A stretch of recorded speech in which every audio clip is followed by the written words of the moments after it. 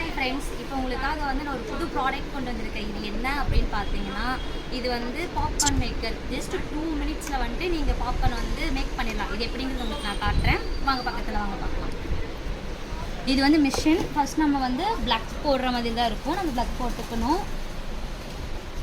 Just நீங்கள் வந்து உங்களுக்கு ஆன் சுவிட்ச் கொடுத்துருப்பாங்க. இது நீங்கள் ஆன் பண்ணிட்டீங்க அப்படின்னா மிஷின் ரன் ஆக ஆரம்பிக்கும். அதுக்கப்புறம் நம்ம